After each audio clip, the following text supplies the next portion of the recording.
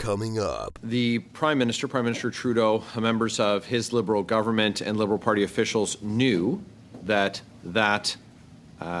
interference had occurred. Is that correct? He publicly pledged, this is Mr. Baines, to the Chinese audience that he would not support a foreign influence registry. This promise directly contradicted the then Minister of Public Safety. From what I gathered, Mr. Baines propagated and elevated and amplified this misinformation. By doing that, and by not helping me to clarify my character, he perpetrated and continued the assassination attempts. Very specific language. Was that relayed to CSIS? This Guy's Garage. Like and subscribe. Now I'd like to welcome our witnesses from the Canadian Security Intelligence Service, Nicole Giles, who is the Senior Assistant Deputy Minister, Policy and Strategic Partnerships. Welcome, Ms. Giles. And Mr. Beau Basler, Director General and Coordinator of Foreign Interference. Welcome to you, sir, this morning. The communist dictatorship in Beijing clandestinely and deceptively interfered in both the 2019 and 2021 general elections in Canada. Is that correct? The Prime Minister Trudeau, members of his Liberal government and Liberal Party officials knew that interference had occurred. Is that correct? The report that's recently come out from the Commissioner under the public inquiry into foreign interference laid this out very nicely in terms of the briefings that took place. So briefings took place? Correct. How many times was Prime Minister Trudeau informed? I think that what's important to recall is that the structure that was put in place by the government to govern how information was shared and managed in the case of the federal elections during 2019 and 2021 was done through the Critical Election Incident Public Protocol Panel, or the Panel of Five. So as a member of the task force related to that, so that's the Security and Intelligence, Threats to Elections, the SITE task force, we worked very closely with partners to ensure that that panel had the information that it required to brief all levels of government as well as parliamentarians in the government. So the question is, so I appreciate that. How many times, ma'am? I don't have the exact figure, but what's, again, important is that that would have been the conversations that the National Security and Intelligence Advisor would have had, and CSIS fed into those briefings. Are you able to say how many times that Liberal Party officials were informed? There were separately from the Prime Minister. There were numerous conversations that took place through the course of both of those elections via the Panel of Five. CSIS was not part of all of those conversations. In the 2021 election, disinformation campaigns perpetrated by the communist dictatorship in Beijing against then Conservative leader Aaron O'Toole and Conservative candidate Kenny Chiu were detected. Is that correct? There were foreign interference activities that took place in the 2021 and 2019 elections, and those spread across a number of different ridings, including the ridings for Steveston, Richmond East. Were the Liberals briefed on this? And if the answer is yes, who was briefed on it? Again, the timelines and the briefings that took place as part of this are laid out in the report that was tabled by Madame Commissioner. So the director for CSIS, Mr. Vigneault, said he briefed the government. Would you be, so the names of those who were briefed, are you able to furnish the committee with that in writing following your appearance? We will have to take that back. There's a number of briefings that we do for obvious reasons that are confidential, so I'm not able to commit at this time to providing the committee with all those names, but we'll see what we're able to provide. But again, I would stress that all the information that we can make public on this has been provided to the PIFI Commission, and a lot of it has already been disclosed in that report. What action was taken when the disinformation campaign was detected? So the way that the process works with SITE is that as the members of the SITE task force collect information and intelligence, we feed it into that process, and then the protocols are triggered in terms of providing that information up to the senior officials in the panel of 5, and then decisions are also taken on whether to brief the cleared political parties. Okay. But that's during the election period. As this committee is very aware, there are a lot of foreign interference activities, including mis- and disinformation campaigns that take place outside of the red period. In 2019, were Liberal Party officials told that the current member for Don Valley North was being monitored by CSIS? Yes or no, please? Bo, do you have the specifics on that? Thank you for the question. I don't have the specifics in terms of if Liberal Party members were advised on matters, related matters or not. But for operational reasons, I can't get into the specifics of what we were or were not investigating at any point in time. So the reason for the current member for Don Valley North, who ran as a Liberal member, the reasons for his being monitored by the Canadian Security Intelligence Service, you're not able to share that with us today for operational reasons? I can't confirm if we were monitoring or not monitoring any specific individual at a point in time. The information, are you aware of open source information through judicial proceedings, public inquiries, reviews of foreign interference that have demonstrated it to be a fact that CSIS was in fact monitoring the member for Don Valley North? I'm not aware of judicial proceedings that say that. No. I can't comment further on that. I apologize. I'll start by picking up on something, Ms. Giles, that you said in your opening remarks about providing awareness. So firstly, I'll ask, how do you provide awareness to specifically MPs, as we are in a more vulnerable position for foreign interference, for example, or to disinformation, misinformation, and being facilitators of information to the general public? What is the role that CSIS plays? And then how do you deal with MPs? And for example, like over the past number of months, there's been questions around the leader of the opposition refusing to get security clearance so that he can have more access to a lot of this information. How do you deal with those kind of challenges as well?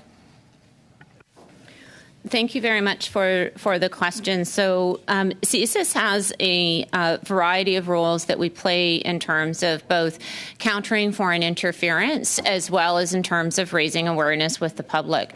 So we do have a series of public documents that we issue, including the very snappily named Foreign Interference and You, which is published in, I believe, currently 7 languages right now, that does inform the public, including parliamentarians, on how to identify and protect themselves against foreign interference, as well as a 2021 publication on threats to Canada's democracy that does the same. We also do a number of civil society engagements to try to build resilience, and in 2023 alone, we did over 150, as well as security briefings for elected and unelected officials. And for example, in 2023, we did over 200 security briefings for both elected and unelected officials to help build resilience. The other thing I would add is that we do have a number of social social media campaigns that do try to raise awareness as well with parliamentarians and with Canadians. I do have a couple packages we were able to print out. It's a bit difficult from X, but I'm happy to share those afterwards. And again, it's aimed at helping Canadians and parliamentarians be able to identify when those actions are happening and how to protect themselves. Is there like a hotline that MPs can perhaps call when they feel that they are being targeted by a disinformation campaign, perhaps? Absolutely. There is a hotline both for ourselves as well as for our Canadian Security Establishment and the Canadian Cyber Centre, and we'll be very happy to provide those to the clerk afterwards. How do you balance, there are certain diaspora communities that are more vulnerable than others when it comes to disinformation, et cetera. So how do you engage with diaspora communities? How do you make sure that awareness is there within them and their communities in a fair and balanced way without making them feel targeted? That's been a major concern and focus for CSIS in the last couple of years. We've really tried to change the channel in terms of how we undertake our engagement with those communities, understanding that the first step is to listen and to understand their concerns, as well as to ensure that we're communicating in the language of their choice. And that's why we've moved to preparing our materials in this space in languages for those communities that are most targeted by foreign interference, including in Persian and Chinese and Russian and Hindi and other languages. Thanks for that. I appreciate it. I know it's a huge challenge as you kind of navigate that space. It must not be an easy thing. But there's another space I think that is really challenging right now, and that is the social media landscape. So perhaps if you can help us understand a little bit about the current climate of partisanship within Canadian politics and within Canada today on a lot of issues on social media. And do you see any correlation between hyper-partisanship and disinformation, and what do you do about it?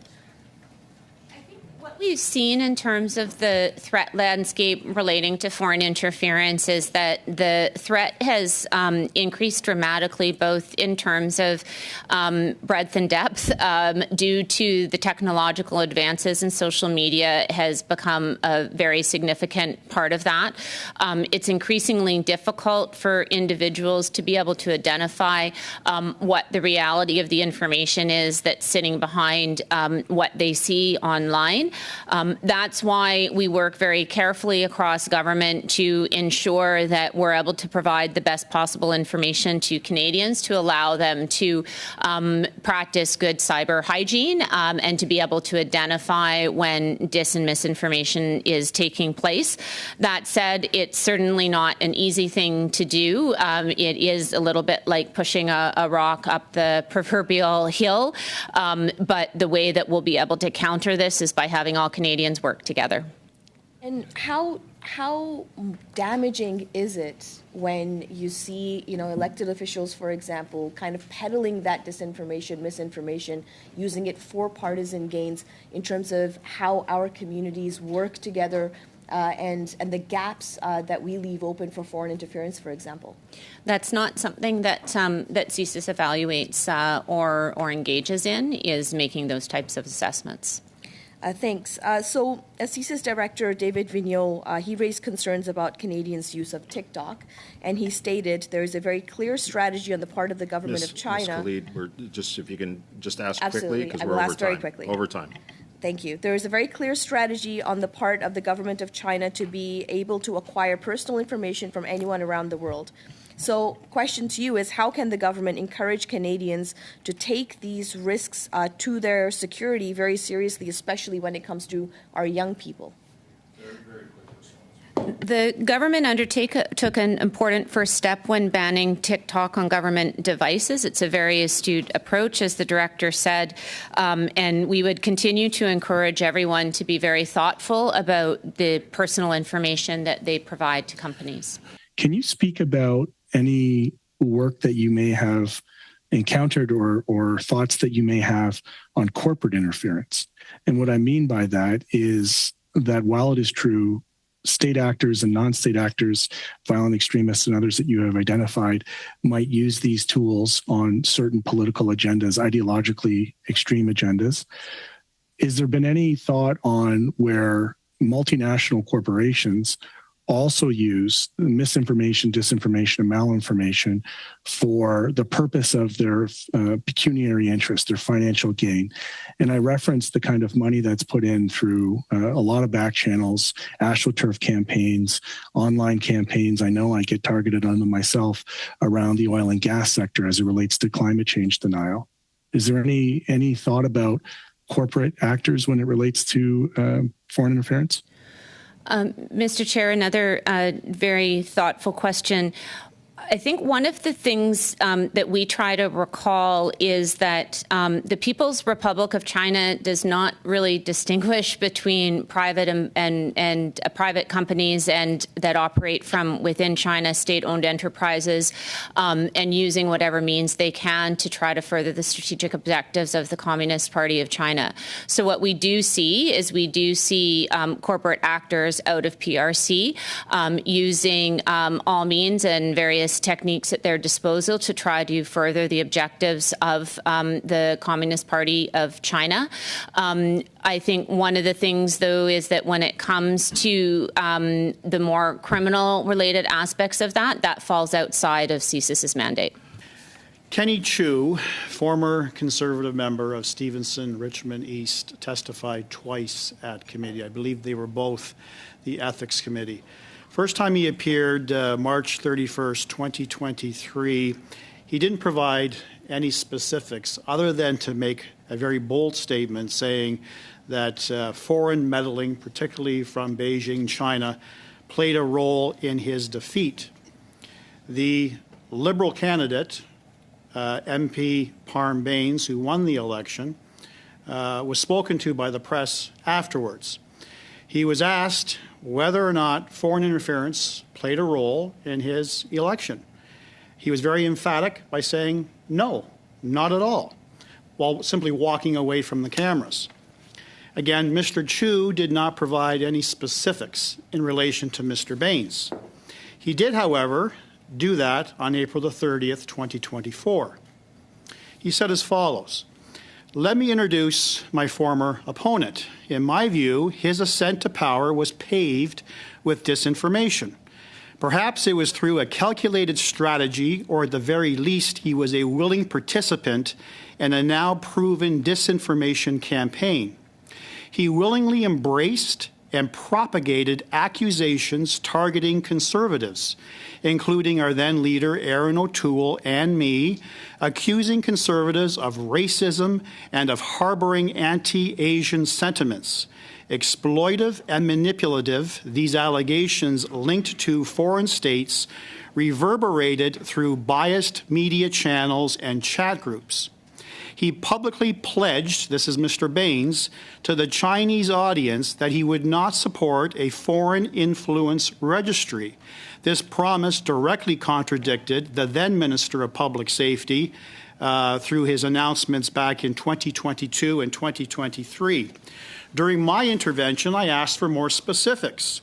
He said, from what I gathered, Mr. Bains propagated and elevated and amplified this misinformation by attending radio interviews and community events where he publicly announced that he wasn't going to support what he called this anti-Asian foreign interference registry.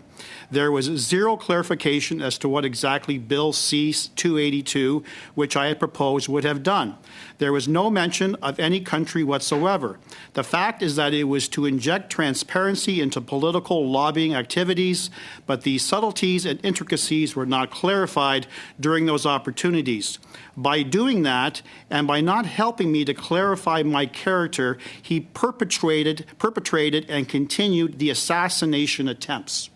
Very specific language. Was that relayed to CSIS?